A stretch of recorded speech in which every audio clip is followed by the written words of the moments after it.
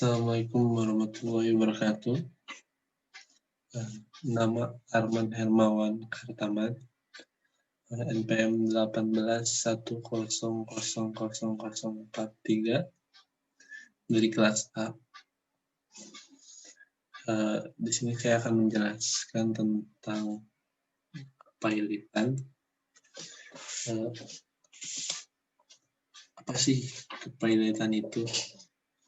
Kepailitan merupakan suatu jalan keluar yang bersifat komersial bagi persoalan utang piutang yang menghimpit seorang debitur, di mana debitur tersebut sudah tidak mempunyai kemampuan untuk membayar utang-utang tersebut kepada para krediturnya.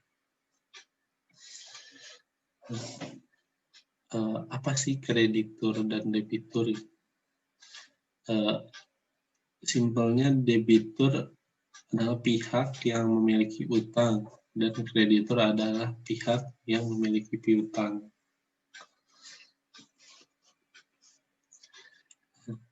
Debitur adalah orang atau pihak yang mempunyai utang atau pinjaman kepada pihak lain karena adanya suatu perjanjian atau undang-undang yang dijanjikan debitur untuk dibayar kembali pelunasannya pada masa yang akan datang.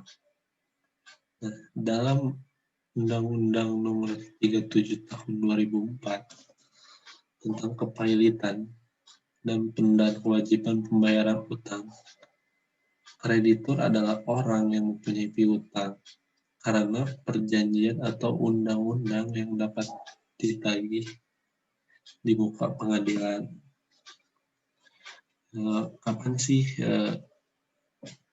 perusahaan itu dinyatakan pailit? Pailit diatur dalam UU Nomor 37 Tahun 2004 tentang kepailitan dan penundaan kewajiban pembayaran utang atau PKPU. Perusahaan dinyatakan pailit ketika debitur atau si pemilik uang mempunyai dua atau lebih kreditur.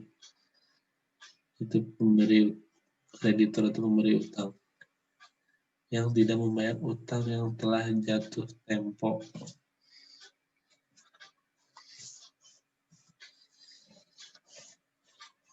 Di sini ada sejarah pengaturan hukum kepailitan.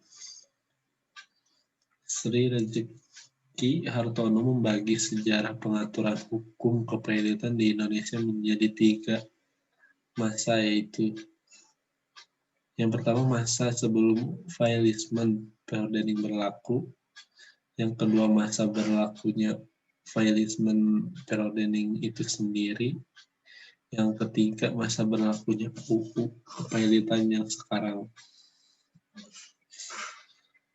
Nah, di sini ada fungsi dan tujuan peraturan hukum kepailitan. Secara umum, Pranata Kepailitan bertujuan untuk memberikan forum kolektif untuk memilah hak-hak dari berbagai penagih terhadap aset seorang debitur yang tidak cukup nilainya untuk menjamin bahwa atas harta kekayaan debitur dilakukan pembagian atau pembayaran utang secara proporsional dan seimbang sesuai asas pari passu. Pranata hukum kepailitan berfungsi untuk mengatur tata cara melakukan verifikasi untuk menentukan kebenaran mengenai adanya suatu piutang yang menyangkut data seperti siapa krediturnya, jumlah pasti dari piutang tersebut, dan apakah piutang tersebut sudah jatuh tempo dan dapat ditagih. Untuk selanjutnya mengatur mengenai tata cara seorang debitur dapat dinyatakan pailit atau bangkrut. Nah, di sini ada fungsi Pranata hukum kepailitan yang lainnya, yaitu menentukan tingkat prioritas dan urutan hak-hak pembayaran piutang yang dimiliki masing-masing kreditur dengan mengatur mengenai cara membagi hasil penjualan. harta kekayaan debitur untuk pelunasan tiap-tiap piutang tersebut kepada para kreditur berdasarkan urutan tingkat prioritasnya.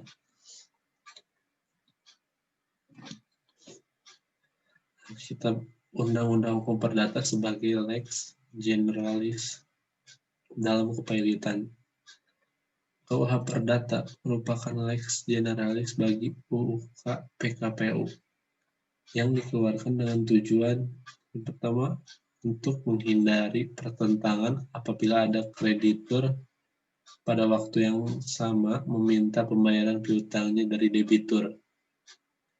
Yang kedua, menghindari adanya kreditur yang ingin mendapatkan hak istimewa yang menuntut haknya dengan menguasai sendiri barang milik debitur tanpa memperhatikan kepentingan debitur atau kreditur lainnya. Yang ketiga, menghindari adanya kecurangan yang dilakukan oleh debitur sendiri, seperti melarikan harta kekayaan debitur untuk melepas tanggung jawab terhadap kreditur. Dan yang terakhir itu yang keempat, membagikan harta debitur secara adil dan seimbang menurut besar atau kecilnya piutang masing-masing kreditur. Nah, di sini jika seorang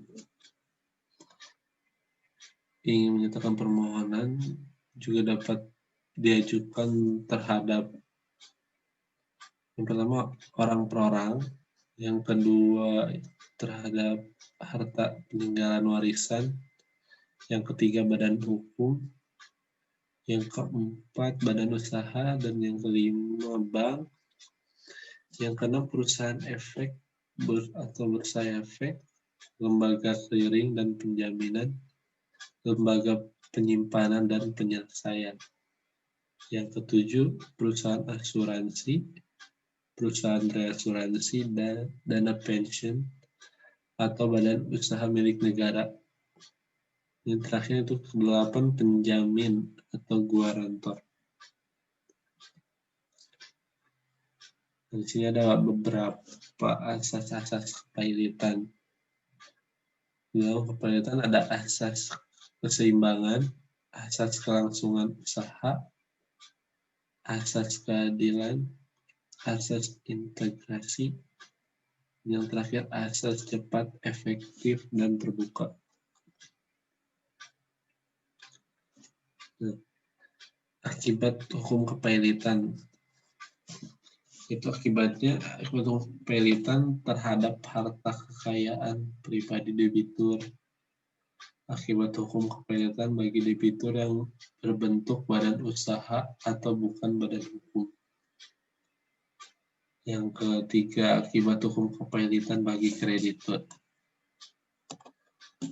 Nah, di sini ada restrukturisasi hutang dalam masa perdamaian.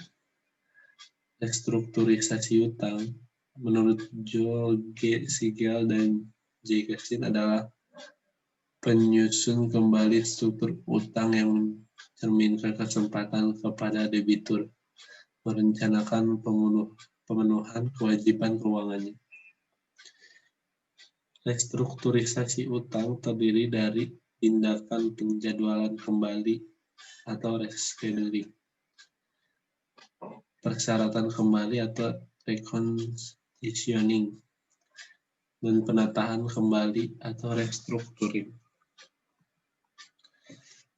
Mungkin sekian pembahasan tentang kepailitan yang bisa saya jelaskan. Apabila ada kesalahan, Waalaikumsalam. Assalamualaikum warahmatullahi wabarakatuh.